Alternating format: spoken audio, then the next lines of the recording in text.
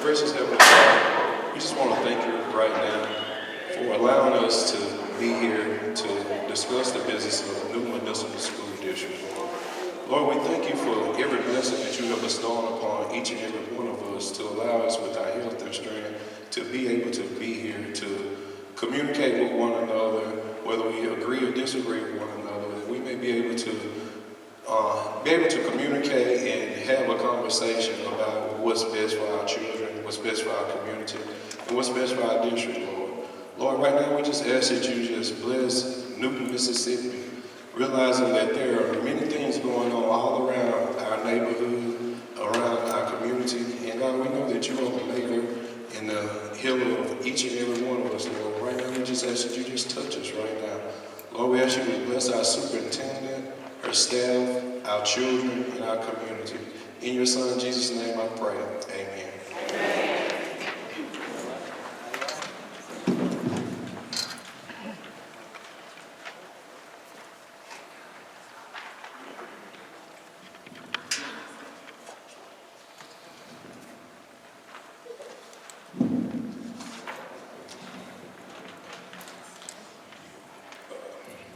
New Municipal School District Special Call Meeting, School Bond Issue Community Meeting, March the 21st, 2023 at 5:30 p.m. in the high school gymnasium. Our mission statement is all students will graduate from New Municipal School District, college and career ready. This meeting is now called to order. First on tonight's agenda is approval of the agenda. Can I get a motion for approval of the agenda?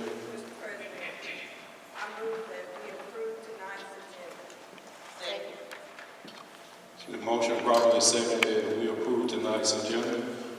All those in favor, let it be known by saying aye. Any opposed? Motion's carried. We're down to the school bond issue community meeting. At this time, I just want to make it clear that if anyone has anything that they would like to, any questions that they would like to ask or any comments that they would like to make, I have a sign-up sheet right here. Once the superintendent does a presentation, and he comes back to me, we won't add any more names to the list. So I want that to be clear, that if you have any comments or questions, the only way that you'll be recognized is if you're on the sign-up sheet. Thank you.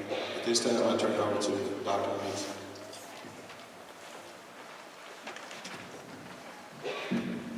Good evening, everyone. Good evening, everyone. First of all, I would like to thank everyone for coming out tonight to our community meeting concerning the new municipal school district bond issue. I would like to say that I am the superintendent to serve this amazing, awesome, wonderful district. This is going into my third year. When I first came to Newton, what I realized, and as I spoke to the citizens and different ones, that you were a community of family. You were a community that preserved your history. And you are a community, and you are a community that wants what's best for your children. So this is why we're here today. As the superintendent, I was tasked with the goal of ensuring that our facilities were updated. I was tasked with ensuring that our facilities are safe and adequate, and that also that we involve our community in our decisions, our parent community engagement, as well as our student achievement. So on tonight, before I go into our presentation, just to share a little bit how we came to this point. We did facility studies. We've also had audit studies of our campuses and everything that we have going on. I invited community members to come in. I invited parents to come in. We sent out surveys to our parents, asking them what direction you would like for our school district to go in. And many of them responded. We need a new elementary school. You know, our gym is outdated. We have our football field, our baseball field, it was just several things that needed to be done. In the midst of that, COVID came. COVID shut everyone down. It was a disease. But through COVID, federal funds came through as well. So we were able to do some of the things that our community was asking us to do. But we couldn't do it all. Tonight's presentation is on our Newton Elementary School as well as our gym. We invited several architects and different ones in contracts to come in and look at our facilities. Many came in and said, oh, you need to tear down, you need to just rebuild your elementary school, and you need to rebuild your gym. And then after you do that, you will have to go and they said, well, put your gym at your practice field, football practice field, and you can put your elementary school on your baseball field. I said, okay, well, what are we going to do with our baseball field? Whether you could put your baseball field behind the old elementary, and you could probably put your practice field, push off some more land, and build a new practice field and gym. And I said, well, what's the price tag just to build a new structure? And they shared with me, that would be about $25 million. And I said, well, how much will it cost me to build a new practice field, tear down the old elementary school, and then build a new baseball field? They couldn't give me a figure on that. And so we went a little further, and so I came across Mr. Bailey. And when Mr. Bailey came in, he sat down with me. He didn't go across the district first. He came and sat down, and these was his exact words. Tell me about your community. Tell me about your people, your students, and your community. And I began to share with him that they are people of family, they're generational. Their parents went to this school district, their grandparents, now their children and grandchildren. I said they're generational homes where we have parents that live with their grandparents and they go home to live with their grandchildren. I said they preserve the history. They love coming back to Newton. I said I've had many conversations where they said I went to this school. I sat in the same seat in the elementary school. I walked through the middle school and I also played basketball in this very gym. And when I shared all that with him, he came back and he said, we can preserve what you have. We don't have to tear your gym down. We don't have to tear down your elementary school. We can preserve your history. And we could do that far less than the other alternatives that were presented to us. So at this time, if you would, help me welcome Mr. Gary Bailey as he presents the new look and the new look of our elementary as well as our gym. One comment about the federal funds before we get into the proposal, the bond issue, to make sure everyone is clear. That money had big restrictions to it. A lot of it went into education because, as you know, your kids missed out on a lot during the COVID time, so there were a lot of dollars that went into improving education. And there were very strict restrictions on what you could do with your buildings. And any of the money that was spent on buildings had to be done in a way to improve the health of the students. So it was new mechanical systems, some new electrical systems, and some new windows at both the high school and the middle school. There wasn't enough money to do all the schools, so the district had to make decisions on what were the priorities, and they did. And that work is taking place. There's still one other ESSER project to be bid here in the next couple of weeks. And then looking at what was left, and that was this gym and the elementary school. And so when we were looking at options of what do we do to make these schools acceptable, not just acceptable, but make them wonderful.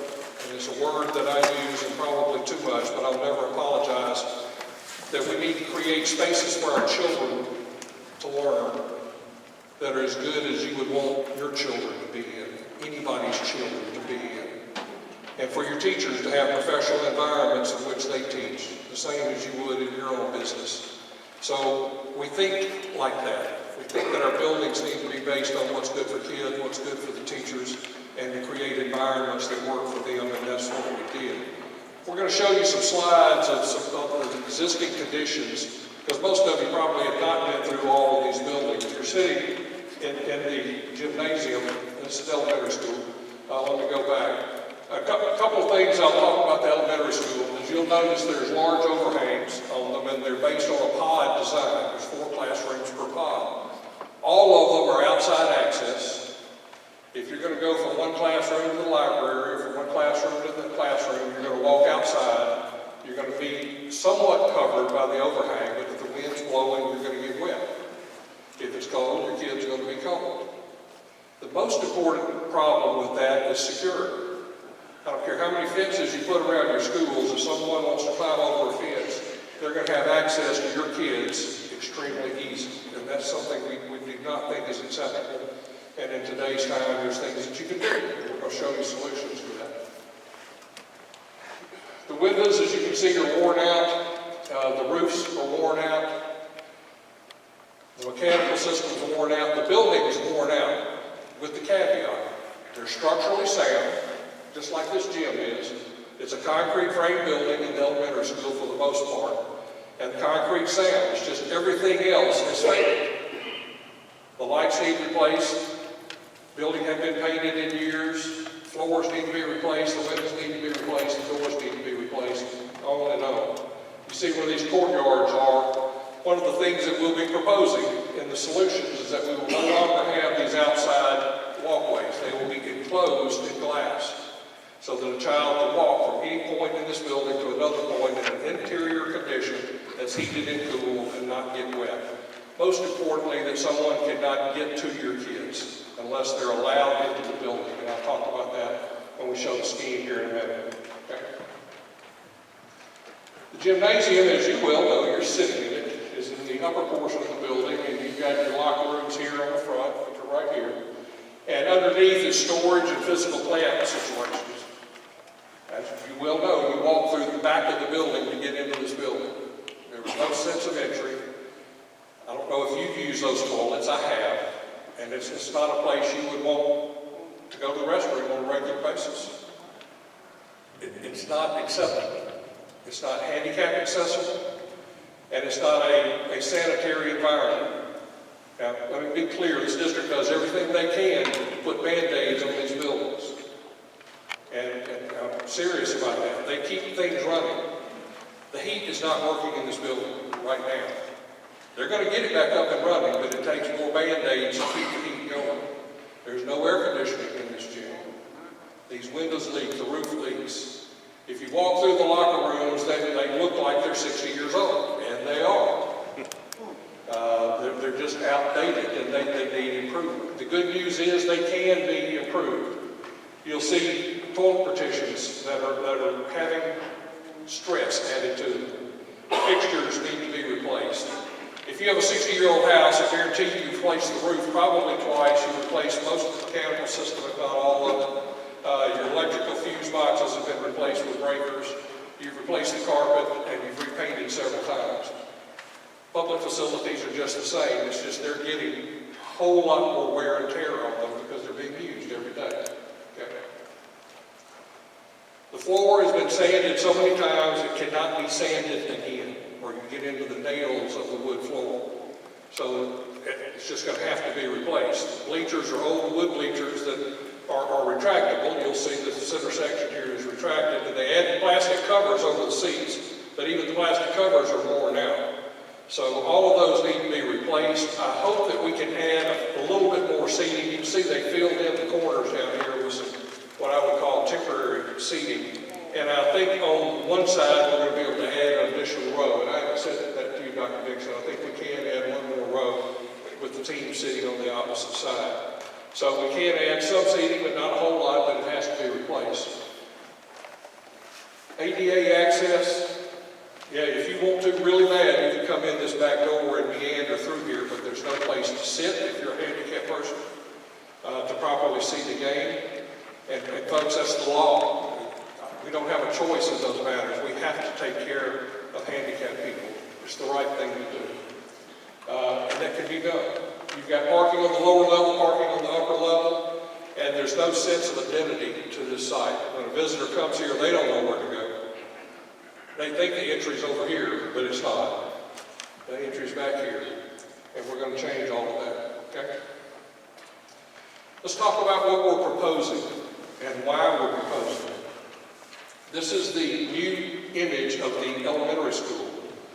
And as you know, there's a pod here, and there's a pod over here. And in between is the cafeteria and the existing administration. So if you're a visitor coming to this school currently, you've got to walk down these open hallways into the middle of the campus to get into the campus, to get permission to go into a building, but you could have walked in at any given point throughout the site because it was totally open. So we're changing all of that, creating a new drop-off area out at the street and a whole new administrative area that becomes the secure entry to the building. And that's extremely important from a safety and security point of view. When school starts every day, every other door around the perimeter of the school will be locked.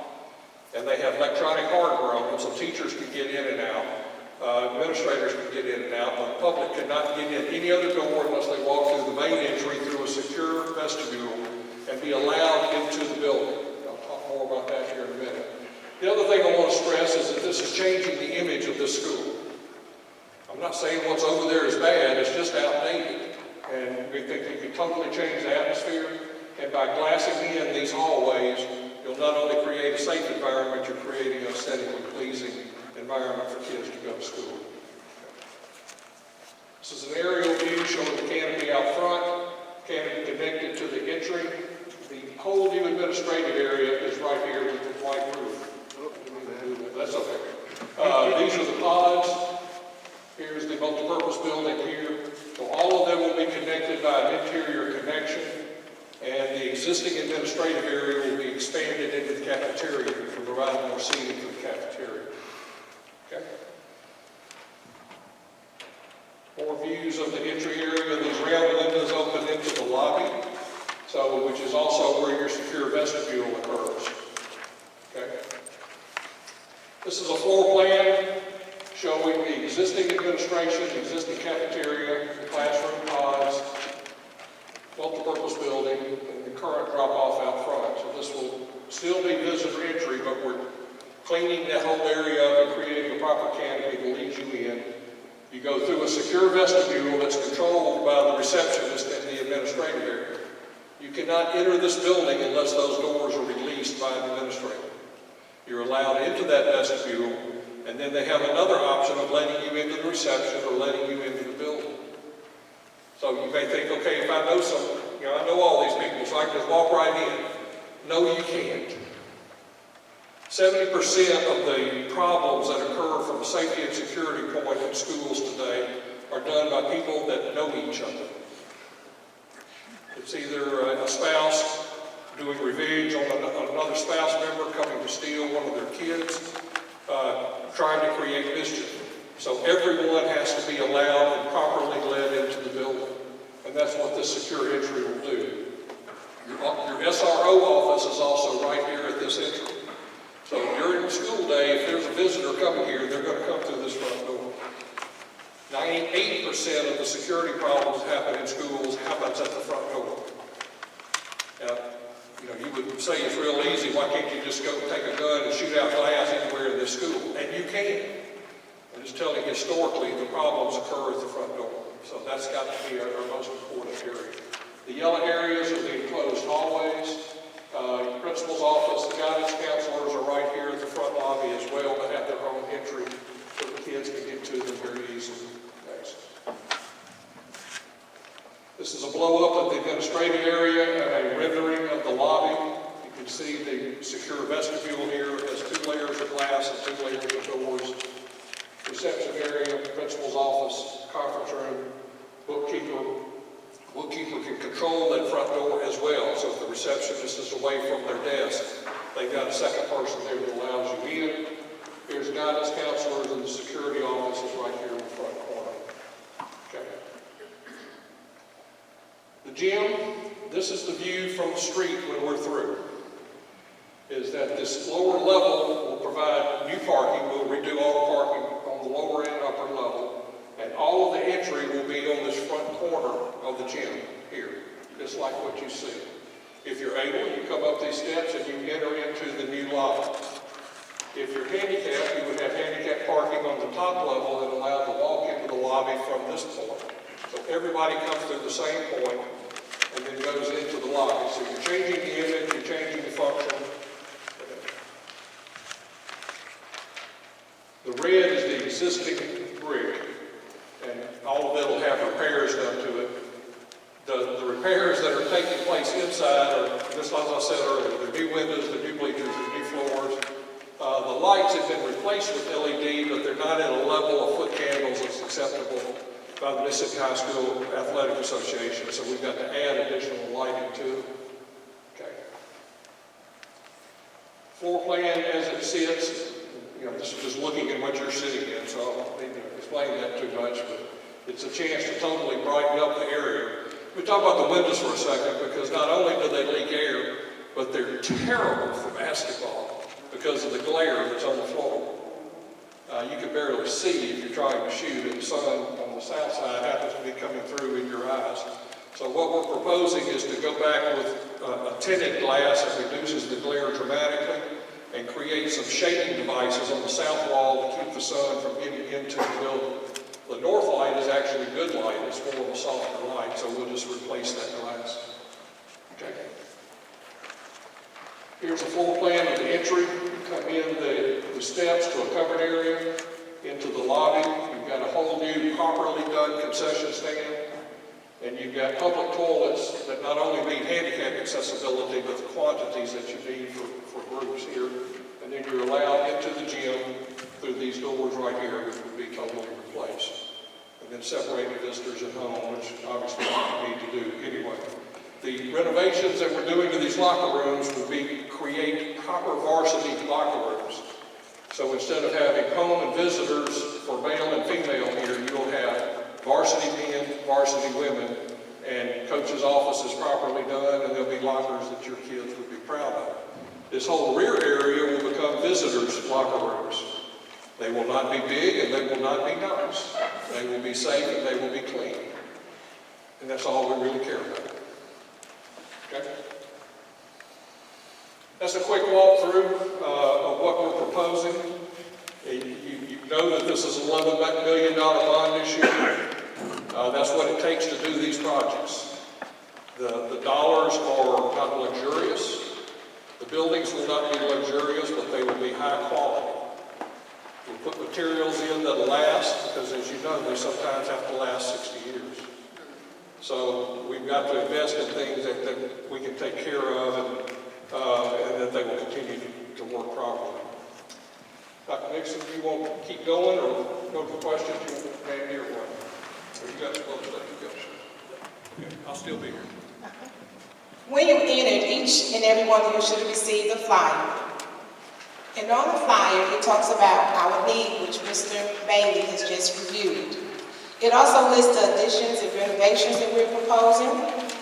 It outlines the election day, March the 28th, 2023, and also the voting location, which will be here in the high school gym. If you turn on the back, it asks and answers some frequently asked questions. But if you would visit our Facebook page, the New Municipal School District Facebook page, we also have some myths and rumors, and we put the facts out about concerning those questions. In addition, if you visit our webpage, the presentation is listed there, as well as this flyer and some more frequently asked questions. Why do we need a bond issue? School districts need bond issues to fund large capital projects. Operating budgets need to be used for normal educational needs. What are our major needs? Both our elementary and gym are outdated and need major additions and renovations. What will we do if the bond issue fails? We will continue to use operating funds, which takes away money from education, to repair our worst problems and postpone other important needs. How are we funding needs beyond the bond issue? The district is using federal COVID relief funds to renovate existing schools. Will my taxes go up if I'm over 65? Homeowners over 65 or totally disabled are exempt from taxes on the taxable value of their house up to $75,000. Where is the election taking place? We've already stated. The voting location will be the high school gym. Absentee ballots are available at the city clerk's office. When will projects be completed? Small projects will begin immediately and be completed by December of 2023. Larger projects should be completed by December of 2024.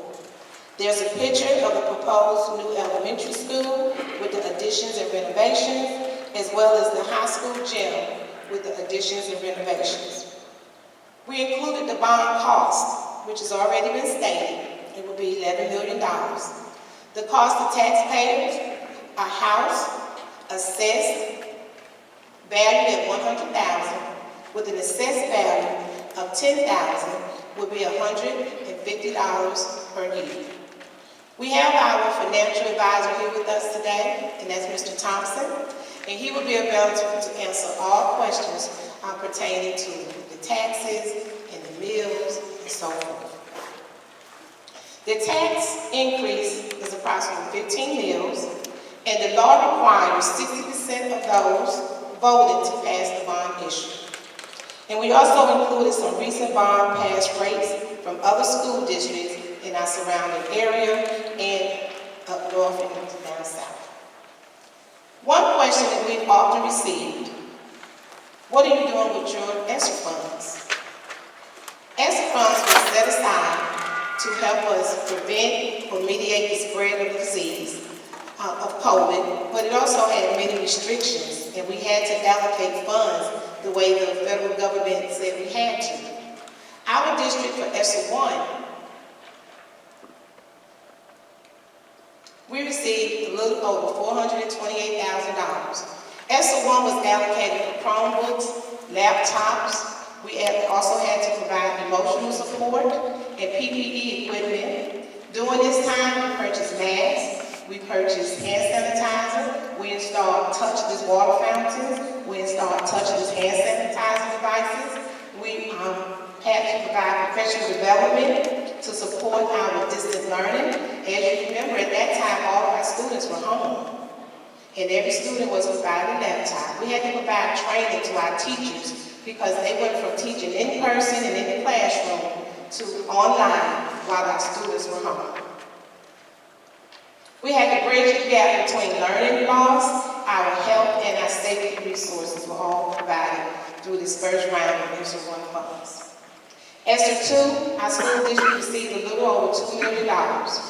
With these funds, in this PowerPoint, this information is located on our district webpage, and you can go and read it in its entirety. But with this, we had to put money aside for our early learning, direct instruction, social and emotional support for our students and our staff on all three levels, elementary, middle, and high school. We also upgraded some of our buses because the CDC shared with us that you had to be 6 feet apart. And it was difficult to have children 6 feet apart on buses. So we were able to upgrade our buses, we put Wi-Fi on our buses, because even though we had Chromebooks, many of our families did not have connectivity in their homes. And so we equipped our buses with Wi-Fi, and we parked our buses throughout our city so that our children would have access to that. We also provided some of our families with hotspots so they could still receive instruction for our students. We hired additional nurse because of the spread of COVID. We also upgraded our HVAC systems, our safety systems, our windows in our buildings, and security. And so all of those are projects that's going on. Some have been completed. At our middle school, the HVAC is still, the windows have been completed partially, but we have another phase of window completion. But the HVAC, the windows, our restrooms will all be updated, and that's due to ESSER. With ESSER 3, we're continuing. We received a little over $4.9 million, and we're continuing with those same efforts that we had with ESSER 2. At our high school, we replaced the windows in our high school library and also in our B Hall. The ESSER project that Mr. Bailey talked about was our CTE building. CTE would be completely renovated, as well as the B Hall classrooms and lighting would be renovated as well. All of our HVAC would be renovated. Even with ESSER funds, and with COVID, there came a delay in receiving merchandise. There was a delay in receiving products. And also the prices went up. You all know how much a dozen eggs cost. Okay, the prices went up. So we had to go aggressively start seeking grant funding because although we bidded HVAC, heating and cooling project for $90,000, the bid would come back at $270,000. And so we had to look at other ways and reevaluate our plan so that we could ensure that we were still getting all the things we needed. So we aggressively start going after grant monies, and these are just a few of the grants that we've applied for this year and received. The new municipal school district grant awards, a total of $1.8 million. We have a state-invested pre-K. We have one pre-K classroom. Through this multi-year grant, we will be able to fund an additional pre-K classroom. Our COVID Health Workforce Nurses Grant is helping us to, over multiple years, employ 2 nurses. Our MCOPS grant, that's a security grant. We also have our Student Violence and Prevention Program. That's a grant where we're going to be able to put metal devices, metal detectors in our schools. We're going to bulletproof our classroom, our windows, and so that's done with this here particular grant. Our CTE non-traditional grant, that's a grant where we're going to be able to support our scholars, that our young men who want to go into Teacher Academy, and our young ladies that want to go into culinary arts. Myself personally, I thought culinary arts was a women's profession, but it's not. There's more men's shelf than ladies. And then the final one, the CTE Career Academies. This particular grant is going to help us, hopefully with our 10th graders. By when they graduate, they will graduate with not only their high school diploma, but they will also graduate with their associate's degree or a certificate to go directly into the workforce. So these are some things that our district is aggressively going after to ensure that our district is safe, our district is modern, our district is up to have upgrades that's appropriate for our scholars in our district and also our staff. And so at this time, I'm going to turn it back over to Mr. Nelson, our board president, and he will take questions from you.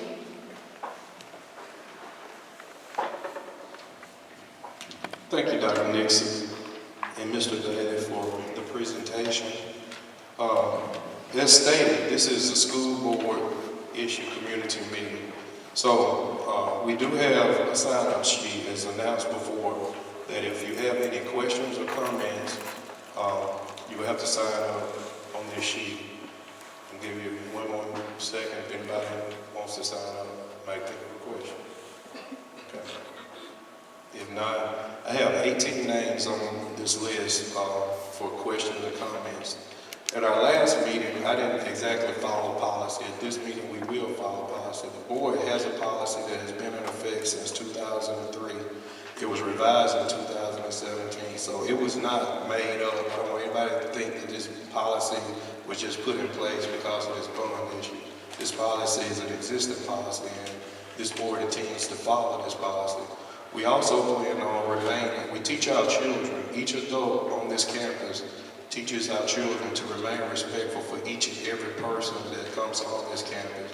And we plan on remaining respectful for everybody that has to come in, whether you're for the bond issue or against the bond issue. We will be respectful to one another. If you can't feel as though that you can't be respectful, we will ask you to leave, and if not, we will have you removed. If not any other questions, I will have Ms. Chapman to read our policy concerning public comment. Thank you, Mr. President. Good evening, everyone. This school board encourages the public to express to the board its viewpoints on issues vital to the operation of the school district in order to conduct board meetings in an orderly, efficient manner and to allow public input in board meetings. The board authorizes a public comments item on its agenda for its regular board meetings.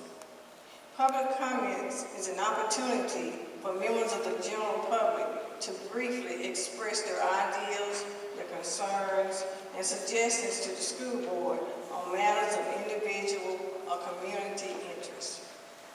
Public comments are limited to 3 minutes per individual or group. Public comments at special meetings must be related to the call of the meeting. In order to address comments to the board, individuals must sign in at the beginning of the meeting. Individuals will be allowed to address the board in order of the sign-in. The school board will allow 30 minutes on the agenda for public comments. The first 10 people signing the roster at the board meetings will be given 3 minutes each to comment to the board. The public comment time is not a forum for in-depth discussion of issues with the board, nor is it public discussion. Rather, it is a time that the public may use to make the board aware of matters related to student achievement and school operations. The board will not debate any issues raised through public comments, other than to decide if issues brought before the board through the public comments require further consideration. If the board deems that an issue has arisen that requires investigation and possible board action, the board shall direct the superintendent to investigate the matter and to report back to the board at a subsequent board meeting. Issues requiring more than 3 minutes and possibly requiring board action or response should be addressed through the process outlined in our policy BCBI, public participation at board meetings. The public is reminded that issues protected by privacy laws, student discipline, school personnel, for example, cannot be discussed in open session and are therefore not suitable items for public comment. Remarks of this nature and personal remarks will be ruled out of order by the board chair.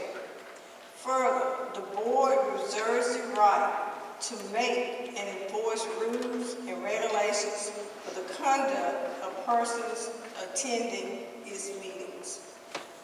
The chairman of the board shall ask anyone causing a disturbance at the school board to leave the meeting. Anyone failing to abide by the chairman's request and continuing to disturb the board meeting will be arrested and possibly fined. These board policies were adopted in accordance to the Mississippi Public School Accountability Standard for this policy, which is Standard 12. Thank you, Ms. Chapman. At this time, the first person on the sign-up sheet would be Mr. Peter Russell. Mr. Russell, if you would, you can go right there to me. And anyone else, I'm sorry, anyone else following Mr. Russell, you can just get them out right there. Hey everyone, I'm Peter Russell.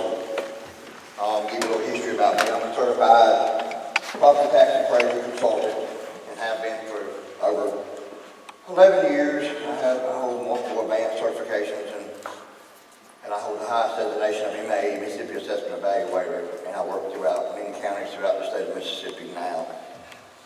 I guess we're coming to clarify millage and the increase in how it will affect, the citizens of the district. Looking like what you said earlier, 15 mil increase. Looks like you have an assessment now of $55,220,000. Which gives your value of your meal to be $55,220. So a 15 mil increase per $100,000 on a homesteaded home in the city of Newton will increase the taxes per year per $100,000, a true value of $150 per $100,000 worth of value. That's what 15 mil brings to the table. In commercial property, rental property businesses, it's a higher assessment rate. For every $100,000, you'll see an increase between $200 and $225 a year per $100,000 for commercial properties, which like rentals, businesses, and anything that's not homesteaded at 10% assessment evaluation. And further than that, you have vehicle car tax. With a 15 mil increase, we just did some average math, basic math. A $20,000 vehicle the first year will go up an additional $72 a year for a vehicle tag. A $45,000 vehicle will go up another $182 a year for your vehicle registration. A $60,000 vehicle will increase $243 for that first year for your vehicle tag for everyone in the district. Like I said, 15 meals, that's when your value of your meal will be in $55,220. I've noticed, I did some looking, looks like Lazy Boy's finna go out of business, I'm guessing here, really short time coming up this next year. That's gonna affect the value of the meal. Just in the personal business property, you're receiving, I think this year was around $164,000 to the school district for that money. That's gonna decrease, when it goes out, that's gonna decrease your meals by roughly $2,600 more dollars, which brings you down to $52,553 per meal. And that's just gonna add an additional 3 meals to meet the budget shortfall that you're gonna have to raise again to meet that deficit. Thank you, Mr. Ross. At this time, we have Mr. Mike Butler. Mike Butler is looking to speak on him. At this time, we have Mr. Bo Hawkins.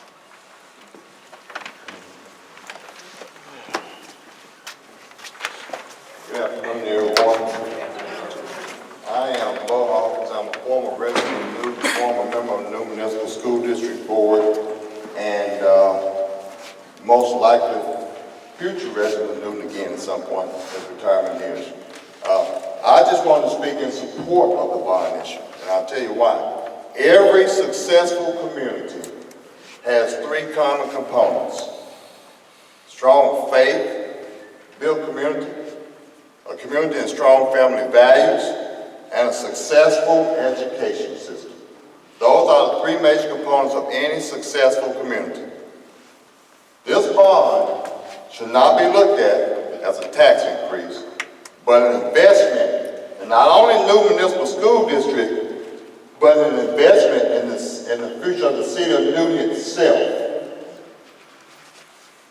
And let me give you a little history right quick how we got to this point having to do bonds. Our state has failed local school districts. They will not fully fund the Mississippi Adequate Education Program.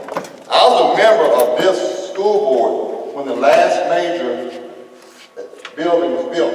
$3.1 million we spent with state funded money to build a new A Hall. Since then, no state money has come our way. So it's up to the local people to take care of local schools. Again, should be looked at as a bond increase, but an investment in the future. Our children here in Newton deserve the best, just like everybody all over the state of Mississippi and all over the country. You want to get brighter minds, build brighter walls.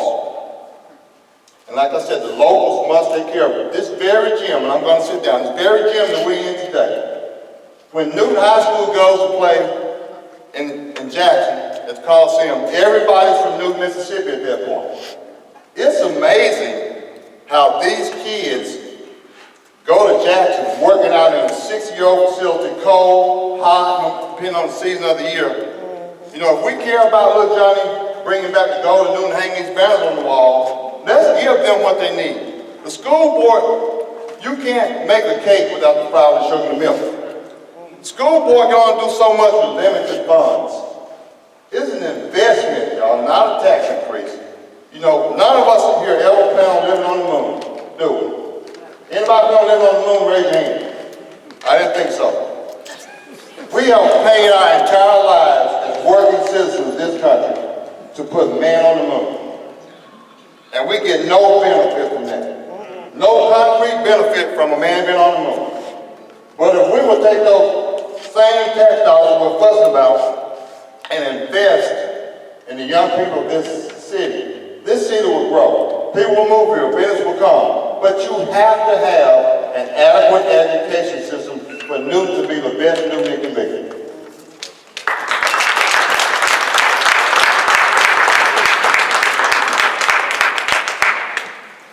Mr.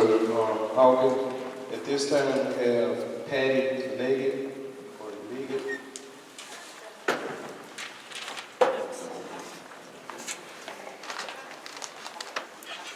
Okay, I think I asked a question last time and they couldn't answer it. And I think we have a gentleman here that can answer some of those questions. And one was that the millage we're guessing on, because this is a guess, because anytime you go into finances and go into bonds, you're hoping that the rate that we're going to have to pay back is lower. It's going up, it's going up. You're hoping that the basis that we pay taxes on is going to stay the same, or our values or companies are going to increase. We know the value might be set at a higher value, but property taxes are declining. Look at what things are selling for.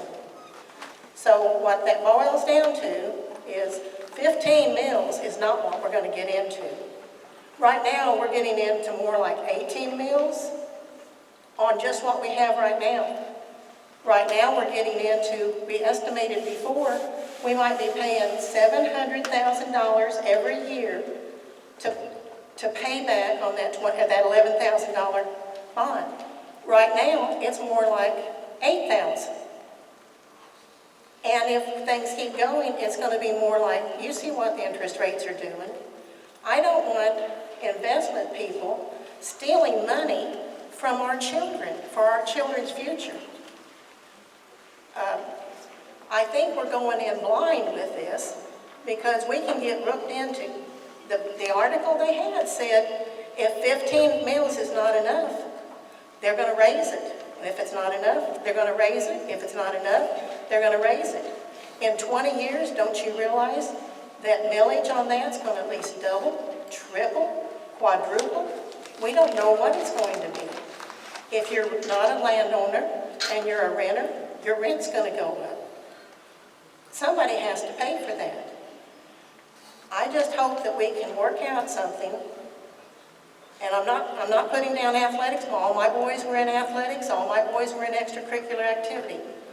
To me, education, we're proposing to spend almost $4 million on this facility right here.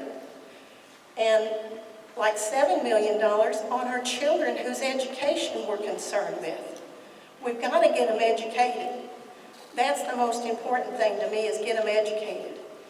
I'd rather set aside a fund to send them to college like you're doing for the children, like you have a plan for the children. But would you address the answer, the question that we asked before? How are we standing right now? If we were to finance today, how are we standing right now? On a house, if you bought the house. I'm thinking she's speaking with me so I can answer your question. Want to get him a mic? I can talk loud. Can everybody hear me? I'm a former high school teacher, former college professor, so I'm used to talking to big crowds. I think one of the questions that she asked earlier as far as dealing with the rates. Yes, interest rates are going up, but we're proposing to do a bond issue now. When you do a bond issue, you lock in the rates for the entire length of the bond issue. So if we were to go out now and sell this $11 million bond issue, again, we're under the hypothesis that the bond issue is going to pass. And I'll go backwards with the 60% that I think the superintendent and Mr. Bailey mentioned too. If it were to pass on the 28th, we would target going out for a sale of that bond issue somewhere in the middle of April to the end of April. We'll be able to lock in the rates then, and the rates would never change. So right now, if we were to sell today, we'd probably sell for somewhere around 4.75, maybe 5%. Would be the interest rate that would lock in on those interest rates. Excuse me, on those interest rates on the bonds. I want to get back to again what I mentioned with Dr. Nixon and Mr. Bailey mentioned. With a school bond, and I'm going to go backwards if you guys will just work with me for just a second. Just going to do a quick little civics lesson as it relates to the state of Mississippi. All school districts are created legislatively by the state of Louisiana. Excuse me, Louisiana. I do Louisiana and Mississippi, so I forget sometimes. I'm in Mississippi right now. So they're all created legislatively by the state of Mississippi. The state created 3 main political subdivisions that we all are a part of. We all live in a city or we live in a county. And the third is the school district. We all are a constituent or a member of the school district. And since they are state created, they have to follow the statutes that govern them on one, mainly in this case, how you borrow money, how you're able to operate. They have state laws that dictate how they do budgets. They have state laws that dictate how they even run a meeting and how many members they can have. So as it relates just to a bond issue, there's only three main ways that there are only three ways, forget main, there are only three ways that a school district can borrow money to do capital projects. They let millage all the time, and every school district does, for operations, for salaries, for buses, for things of that nature. But when it comes down to do these capital projects that Mr. Bailey just eloquently was able to show us there on the screen, there's really only three, and it's bonds, notes, and leases. Because of the size, really what you only have, the only option that this school district has is to do a bond issue. Now, the state, in its wisdom back in the 1800s, when they said, hey, we're going to give you guys the ability to go out and do a bond issue, we're going to make sure the power lies in the people. You guys have a higher threshold. When I say you guys, it's because we're sitting here inside a school district. A school district has a higher threshold than a city or a county. Matter of fact, a city and a county, even though they're created by the state, don't have to ask your permission to do a bond issue. The city of Newton right now can go borrow $5 million if their budget allows it. Does not have to ask your permission. Does not have to have an election. The county of Newton right now can go borrow $5 million right now and does not have to go out to an election of the people. They can do something what's called a reverse referendum, which they put a notice in the newspaper in that little print that none of us read. Okay? And I'm only picking on Newton because we're here in Newton. So you pick me up and put me down in Lauderdale, I've done the same speech there a whole bunch of times. But all they do is put it in a little print, and they do it, I think, 3 times, because I confuse Mississippi and Louisiana. I know Mississippi is 3, I think Louisiana is 4 times. But they put that little print in there, and if nobody shows up at the day of the meeting, they can go borrow 3, 4, 5, 6, whatever their assessed value says they can borrow. School districts do not have that privilege. And so, the school district has come to the community and said, guys, here's all the stuff we want to do. We're asking your permission. But the state put a higher threshold. If we want to vote for dog catcher, if we want to vote for school board member, if we want to vote for governor, to win that election, you have to win 50% plus 1 more vote. But they put a higher threshold on school districts so that your voice will really matter. And we're probably going to say something that the school board does not want me to say. Most don't. If you don't want to vote for it, we understand. I understand. I'll speak for myself. I understand. 15 mills. The gentleman who went through the numbers, absolutely, you're absolutely correct.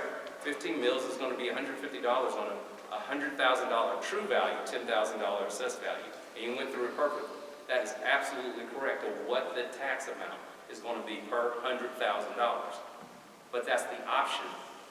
And I shouldn't call it an option, because if you only have one, is it really an option? That's the only way that a school district can borrow $11 million. So the question at this point really becomes, do you think the kids, do you think the school district deserves updated facilities? Do you think the school district deserves to be able to block in and keep the children safe? I think we all have seen the different things that have gone across the news of school safety. And we can understand that some of us don't want to do that, and I think that's fine. We're Americans. We can disagree on different things. But the question is on $100,000, is $150 worth some of the things that all the things that Mr. Bailey showed here on the thing? I'll finish up with this. One of the other things that I think Dr. Nixon showed on there was the ESSER funds. Because communities aren't familiar with ESSER funds, I cannot begin to tell you guys how important and how mind-blowing the ESSER program that came down. Every school district in America got ESSER funds, and it all started during COVID. It came down in 2020. And when the first ESSER funds came up, and Dr. Nixon went through it, but I want to make sure everybody understands. When the first ESSER funds came out, those rules and stipulations were tremendous. You can only do certain things. Because if you just heard it quickly, you heard that the first ESSER funds they bought. Anybody remember? And I'm doing this for a reason. Everybody remember what you spent ESSER 1 funds with? Laptops, Chromebooks. If you bought all the Chromebooks you needed and you still had $2 million left, and I'm looking at my CFO over there, what did you have to do with all the money that you left with? You had to send it back. You couldn't fix a roof. You couldn't fix a bus. You couldn't fix anything else. You had to get that money back. You could only do Chromebooks and some hotspots. ESSER 2 had strict rules and guidelines, even though we know we have a hole. We know we need to tint that out. We know we need to sand this. We cannot use those ESSER 2. So when ESSER 3 came down and it opened up the window for us to be able to do capital projects, this school district and all the other school districts in Mississippi took those ESSER funds. They had a checklist. We needed to fix this, fix this, fix this, fix this. But ESSER 3 only allowed them to do 1 and 2. So if we look at it, they're only trying to finance. They're only trying to repair, renovate, because I shouldn't say build, the problems that are down here at the bottom, that ESSER 3. And so you're absolutely right. I want to be clear. This will be a tax increase. But that's only if 60% of you vote for the improvements here inside Newton Municipal School District. And I hope that was a long way for me to get, but I hope I was able to answer your question. Thank you, Mr. Thomas. Thank you. I'm sorry for talking close. And the reason I allow Mr. Thompson to go a little bit long is to answer the question that was asked, to try to clear up. I'm sorry. The reason I allow Mr. Thompson to go a little bit long is to answer the question that was asked, because the reason for the whole purpose of this meeting is to clear up any questions that anyone in the community may have. So allowing him to answer the question did violate the policy. So at this time, our next person is Pat Levy. Okay, he declined his spot. Okay, at this time, the next person would be Ms. Shonda Bowen.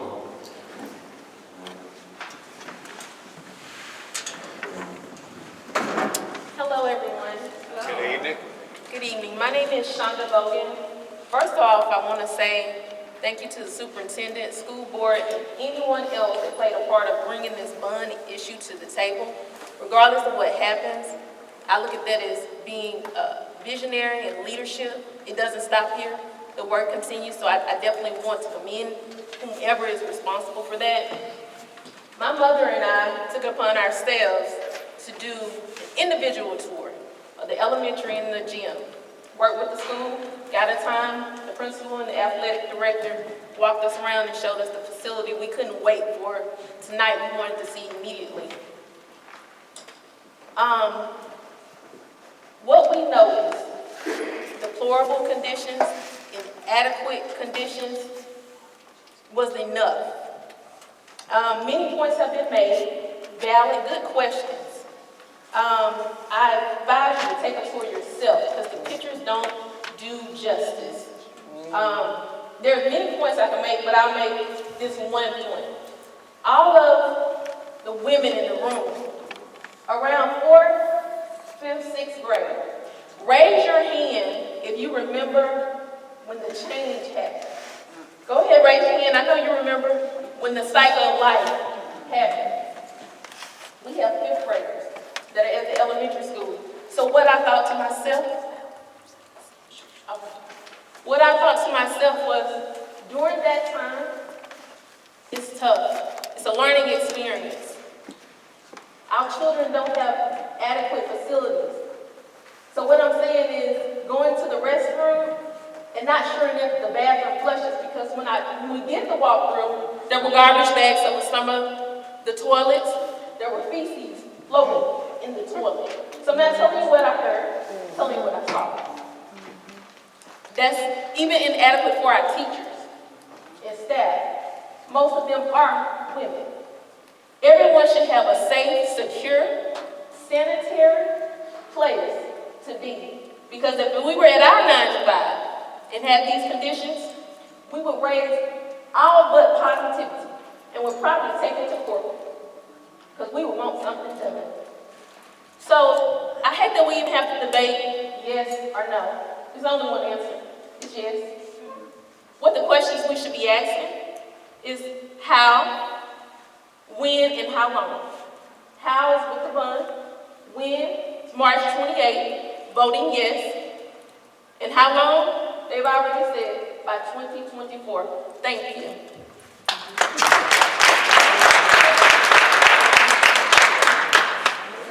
Thank you, Ms. Foley. At this time, next we have Robert Moncrief.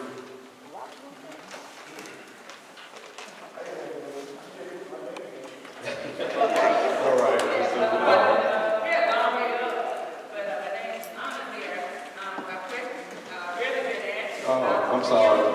I'm sorry, no, Ms. Moncrief, you're next on the list. I'm assuming Mr. Robert, would you come to the mic, please? I'm sure everybody. I think you put Mr. Robert's name in there. At this time, the next person would be Ms. Diane Moncrief. Can't hardly hear anything down there at all. It's just mumbling. Again, thank you for this opportunity. We were just signing book and we thought it was gas. But our question has been answered about the meal. On behalf of my husband and myself, especially maybe don't quite understand the tax part of it. Our city tax, and we understand that it's going to go up a little bit, it's inexpensive, it's very cheap. We live right here in the city limits in Newton. And with the taxes, we like, rough estimate, let's just say $200 goes to the city of Newton, our city tax. Let's just say $800 goes to the county. So I'm wondering, which one of our taxes goes up, our city tax or our county tax? Our city tax. Okay, why am I paying $800, let's say that's still $800 to the county, which part of that is funding, just say the school district there? Because I just want to know. Because like I said, our city taxes are $200. My county taxes is $800. So I want to know which part of my taxes is taking care of the city of Newton. And I'm pretty sure there's some more water there too. No problem. As I stated earlier, everybody is a part of a different thing. So you have you have city taxes, county taxes, and you have school board taxes. Okay. And the school board taxes part is going up, not the city, not the county.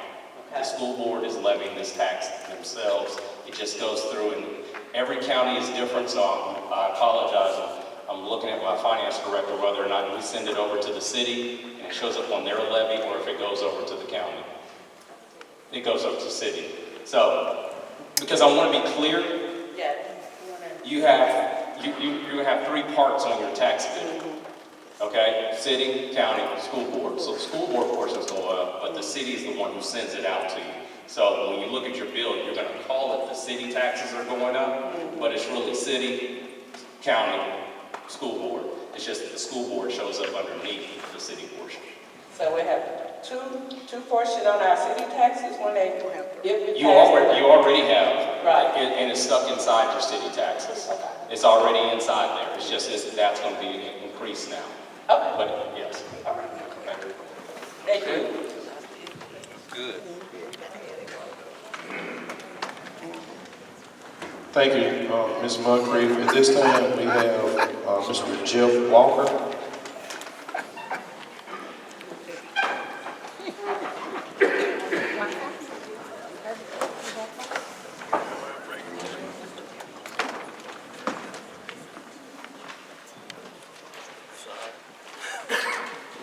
My name's Jeff Walker. I spoke to you last week.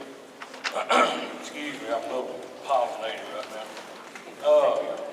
I just got a question for superintendent, board.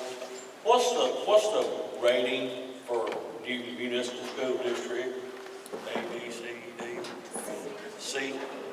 Is that elementary through middle school? District. I'm sorry. District is a C rating. Now this one is more for the board and your financial advisor. I understand the intentions of paying back the bond, And if it passes, I hope we can pay it back, smooth as a board, get everything cleared up. But what are the actual consequences should the municipal school district default on this bond? Can we default on this bond? Is that a question that could be addressed? Thank you. I don't know if you guys are getting tired of me or not today. And it might be the old teacher in me that wants to go backwards before I answer a question, so I am going to apologize. One, I serve as financial advisor to the majority of the cities and counties, and I say I, my company. The company I work for, Government Consultant, serves as municipal advisor for the majority of the cities and counties here in the state of Mississippi. If any city, if any county borrows $10 million, $5 million, whatever, go down to Meridian and you look at all the stuff in the 3-foot building. I did the bonds for that. I did the museum, I can't think of the name of it, that's down there in Meridian where all the museum stuff in there. I did the bond issues for that. And my partners have done all the bond issues across the state since 1980. Getting to your question as far as is about the ability to default. One reason we're doing it, one reason to do it as an election is because of what we've known as a general obligation bond. A general obligation bond says the school district or whatever entity is issuing general obligation bonds will levy the millage necessary in order to pay the debt. That is the safest, and I want to emphasize that, bold it, underline it, italicize it. That is the safest bond issue, municipal bond issue, that can be issued in the state of Mississippi. Less than 0.1% of municipal bonds in Mississippi has ever defaulted. So I won't say it can't, but since the dawn of time, and I'm talking about because we have some bonds that are showing up on our wall that have, I think were done in 1890, maybe 1895. Since the dawn of time, municipal bonds do not default because they're backed by the taxes. Why do investors feel safe? Because there's going to be an election. And the voters are going to make their decision to say yay or nay. And if they say yay, they're saying, we want these improvements, we will pay it back. And investors give you, because they're the safest one, they give you the lowest possible interest rate. Mr. Thomas. Next we have Ms. Kim Crenshaw. Oh, I'm sorry, Mr. Kim Crenshaw. You good? Okay. At this time, we have Mr. Raymond Baldwell.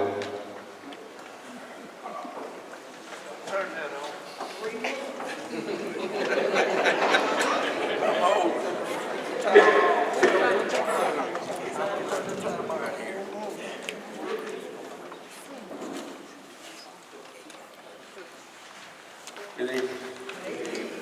I'm gonna try to, I'm a lawyer and I can't probably clear my throat in 3 minutes.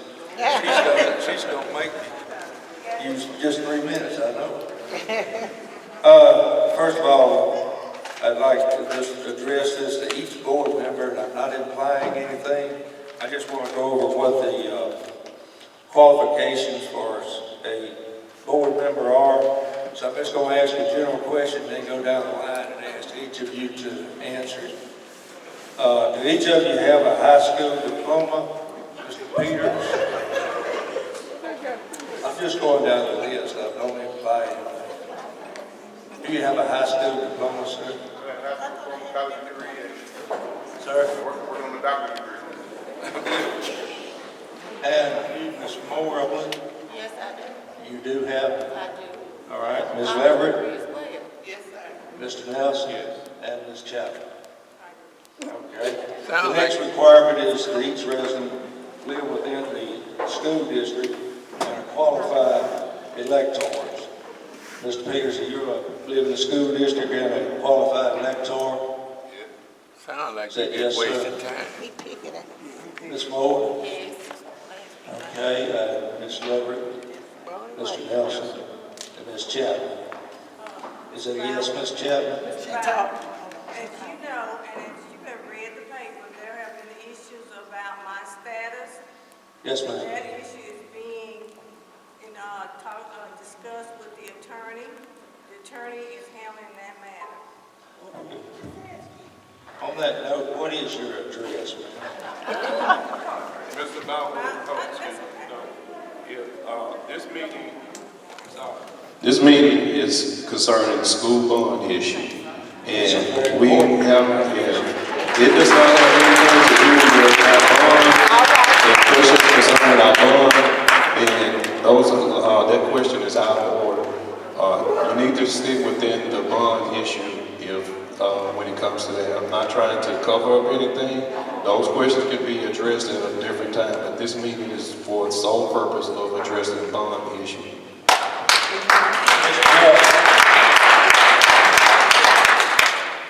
Whether or not each of these are qualified electors or qualified school board members is very important, whether or not this bond issue will go forward. And if it does go forward, whether or not it will be valid. But I respect what you've told me, so we'll go to something else. Can I ask if each of you have a certificate of completion of the basic training? Mr. Peters? Sir, every one of us have that training that's required by law. I know it's required by law, but each of you have it? Yes. Dr. Nixon, I have a question. A lot of this time is used by him making statements. May I have a little additional time? Yes, sir. You need to go to the house. Dr. Nixon, I asked you this afternoon. I know you hadn't had time to find this out. But section 37.7203 of the Mississippi Code requires that if 15% of the students that live in the added territory of the school district, which would be the county portion of this, are in attendance, which I believe the school district has approximately 900 students. So if 135 of these students live within the county, the added territory, then it's required that they have representation on this board. Have you been able to find that out? They have representation. Who is representing? You live in the county, ma'am? Okay. And what district do you represent? We haven't tried.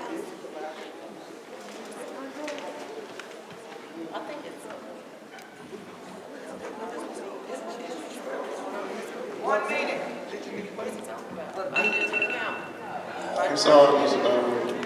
The question was unclear. Well, you've answered a lot of questions.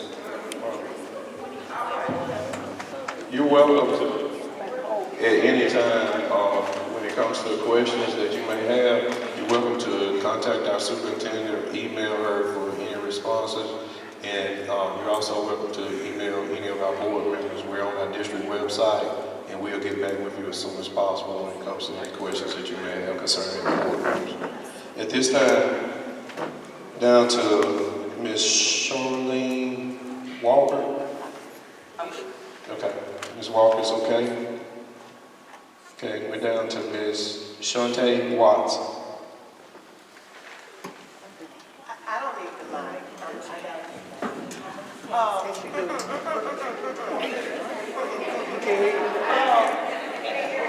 Okay, I'm gonna try to talk loud, okay? I appreciate and respect everybody's comments. Thank you to the board for allowing us this opportunity to speak. But I don't care about your social security number. I don't care about where you're from or where you live in. I'm worried about our students down at the elementary school. Those pods have been there since I was in school. I'm a graduate student. And some of y'all here can back me up and say that y'all were down there too. We need our kids safe. We've been playing in this gym some of the same stuff. I graduated in '90. It's still right here in the gym. When they took that picture, like she said, that you need to go look for yourself. What my kids had to get dressed in there. My child, had to go back there and get dressed in the facilities. Would you want your child to go back there? Oh, some of y'all didn't you? Okay, they went back there in the bad facility. When visitors come to our school, they have to go back there and use those facilities. Now, I'm a taxpayer. I live here. In order to get to safe facility, in order for everybody else's child, because thank you, Lord, mine are graduated, in order for everybody else's children to get those opportunities to have clean facilities, safe facilities, take my taxes up. I work, I'm a teacher, I don't make money, but I work. We'll do it. We'll do what we have to do. And listen to me, community of Newton. We're going to stick together, we're going to stand together, and those of you who want the betterment of our children, get on board. That's all I got to say. Get on board. If you want the betterment of our children, stop thinking about yourself, think about our children. We always, a few weeks ago, we were all in another meeting. Oh, it's about the children. We need to do something for the children. Here is your opportunity. Some of those same faces are here today. Here is your opportunity to say, oh yeah, we care about the children. So if you really care, prove it. Stop sitting back talking about it's going to go up $150. If you need to come, ask me. Y'all, I will get out there at the four-way. Come on, we need to take off the money. I need to get under $150. Do what we got to do. We need safe facilities for our children. Schools are getting shot up every day. Schools are getting shot up every day. And I know some may not care. But I think majority that are here care about our students down there. And if you don't care, stand up, be real, say you don't care. Okay, bye.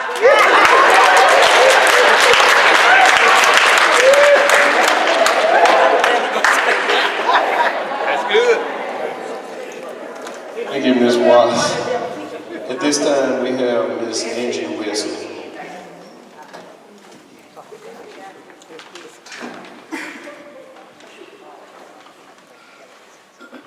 Good evening, everyone. Good evening. Again, here we are again on the same subject. And I hope from the last time, I asked you all questions, and I told you don't answer them. Don't tell me your answer, but think about it. We prayed again today, just like Mr. Nelson did at the last one, and I asked you, were you sincere? At the end of his prayer, when you said, amen. Were you sincere about that? Because I feel like if we were, should all be, just like Ms. Watts just stated, Mr. Hawkins said it so beautifully, we should all be on one accord. And that accord is children. Yeah. That's the accord I think we should be on. Ms. Liggett and I talked after the last meeting. We spoke this afternoon after this meeting, before this meeting, I'm sorry. And I heard her say in her statement about this gym and how much money we're spending on this gym. Now, Ms. Liggett, this is my personal opinion about this gym. This gym has held only one boys championship title, and my son was on that team. My son was on that team. So this gym holds a lot of memories, but when I look at this gym, I know these children deserve better. I know they do. I want education, but let me tell you, with education, those children want some pride. This is what they take their pride in. They take their pride in their basketball, football, baseball, track, whatever they can do, they take pride in. And I want you to know, and this is my personal feeling, again, not just Ms. Nick, everybody in here, this gym will pay for itself. Come out and see the people that try to pack this gym. Come out and look at it. This gym will pay for itself. Dr. Nixon, you have a beautiful vision. I, again, thank you for having it, and I support you and the Newton Municipal School District 100%.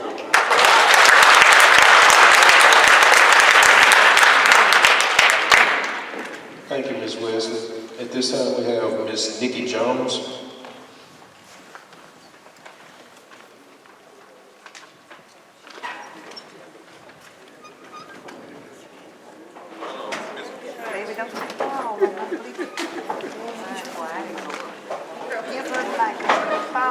Don't go back up there, baby. Okay.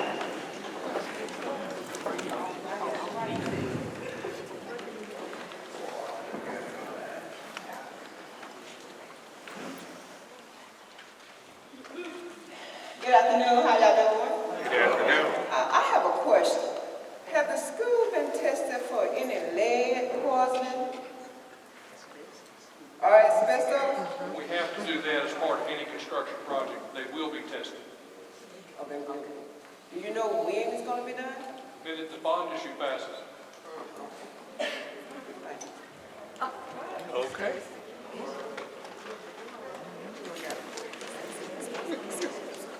So let me clarify that.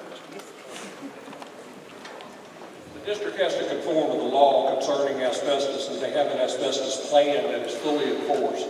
So all of the major items of the district has already been tested. Any of the things that we renovate, the actual items that have to be touched, have to be tested again. So the district is in conformance with all the state laws on asbestos and lead. All right. Thank you, Mr. Rose and Mr. Bailey, for clearing that up. At this time, Ms. Michelle Frazier.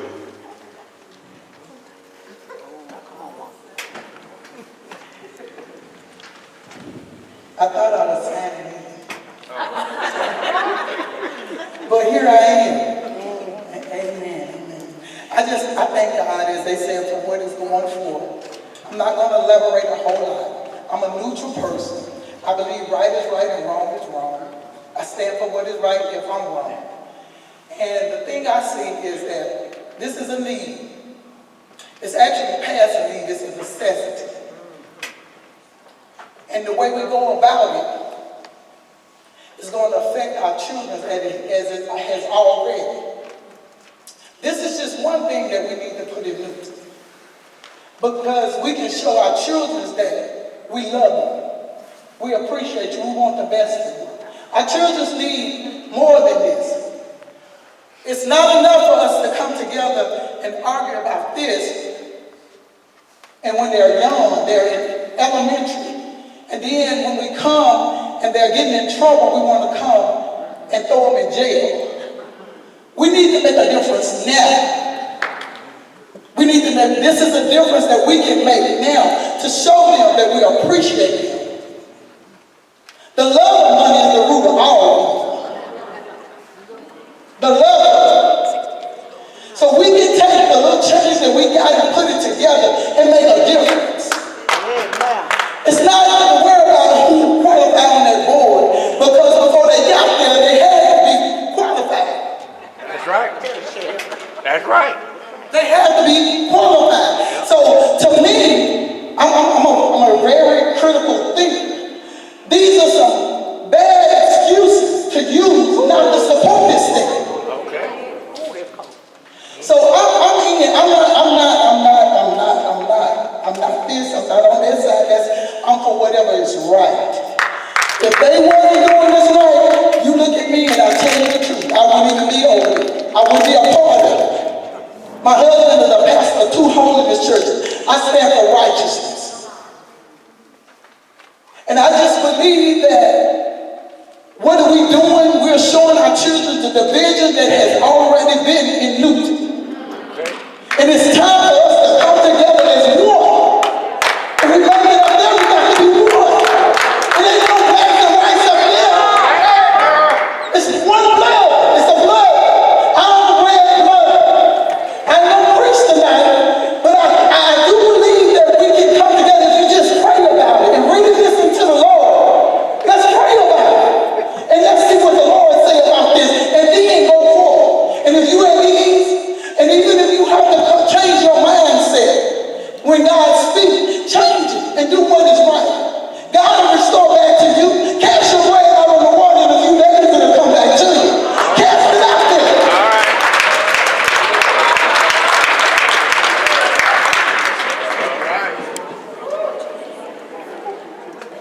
Thank you, Ms. Frazier. We're down to our last two. Mr. Willie Lasser. Are you Lasser? Willie? Is it Lasser? Okay. I got me coming behind her. But good evening, everybody. Good evening. I am a 1981 graduate of Newton High. And I played ball on this same court. I went to that elementary school down there, the library. When I was going to school, that library was flooded out then. You know, we used to have this thing called Tiger Raw back in the day. Y'all remember that? Yeah. And it had on there, proud to be a tiger. Then the last one they had on there, Tiger Pride. We need some Tiger Pride now. All right. We need to come together as a community. March the 28th, we got something to do very special for our children. Our children. My grandchild over here. I got a granddaughter that works in the school system. All right. I want these children to succeed. Newton have put out some very successful people. Yeah, ma'am. Think of mine. Check it out. We done had doctors, lawyers come through this school. I'm telling you what I know, but they in my family. So I got history in this school. Deep history in this school. My roots come in this school. So I know on March the 28th, I'm voting yes. But those who don't vote, that's your right. And they ain't mad at you. Not one bit. But let's do this for our children. Because our children need this. That's all. You know what? Where we gonna take this money to? Because we go out here and do everything else we want to do with it. All right. You know, so thank y'all for y'all time.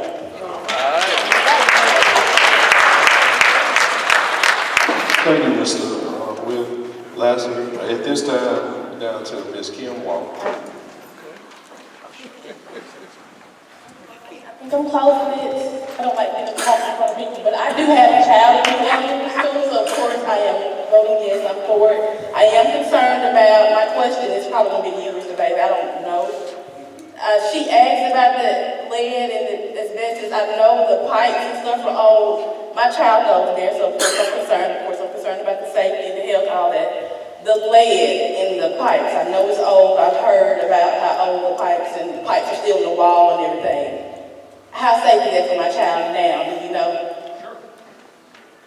Yeah, there's no lead in the water pipe. Okay. That happened about 120 years ago. Okay. There's none in your building now. Okay. The only lead that you might find would be in some caulking and some windows, but it's not in any of the water systems. Okay. And then the asbestos level? Asbestos, it's been dealt with by the district over the years. There may still be some in the windows again, and the caulking of the windows that we'll take out in the bond issue. Okay. So that's but it's not friable, it's not something kids can touch and be in danger of. Okay. That's what you think. All right. We have our maintenance director here, Mr. Vickers, and he can share a little more about the asbestos when they come and do monthly or every 3 or 4 months. They come out and they do an asbestos treatment. They make sure that the asbestos is in the district. It's not moving around. It's not impacting our students, but we do have asbestos in our district, but it's being maintained under the guidelines that we are to follow. And we also have some of our janitorial supervisors here, and so we do want those things removed, and through these projects, they will be. Yes, good evening. Good evening. Just about any building you're going to go in around here has some asbestos in it. But we went to extended levies, good reason, to keep it under control. And we're doing that. We're being educated. We're constantly fighting against it. It's no problem because we got it at bay. So there's no danger that we got your kids around that you don't know about. As far as the pipes at the elementary, and thank God for our city administrators, for how they help us. Every time we have to go in those pipes to try to keep the mold going, we're pulling dirt out of it. From just about every pod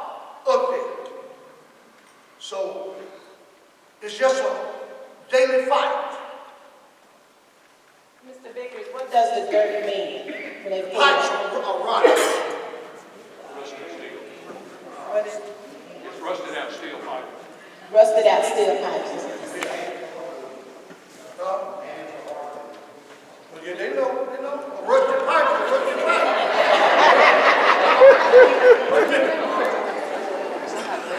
But we keep it to work. The bathroom will float, but every now and then they will back up. But when they do, we get right on it. It's not like we're letting our kids just sit there in it. We work on it. Okay? Thank you, Dr. Nixon and Mr. Vickers and our entire maintenance staff. I just want you guys, I know I might be getting off a little bit, but our maintenance staff does an excellent job putting band-aids on things that need to be fixed around here to keep our children safe. And I just thank God for each and every one of them that is willing to do the job. Because just like Ms. White said, they don't get paid a lot of money, but they do a job that is commendable. And, you know, throughout your day, if y'all would, you know, just tell them thank you for the job that they do.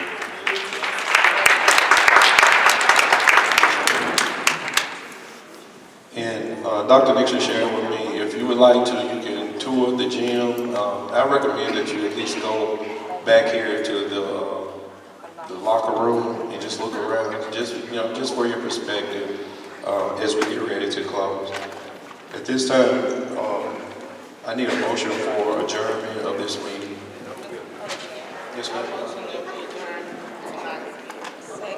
It's been motion probably seconded that tonight's meeting be adjourned. All in favor, let it be known by saying aye. Aye. Any opposed? Motion's carried. This meeting is now adjourned.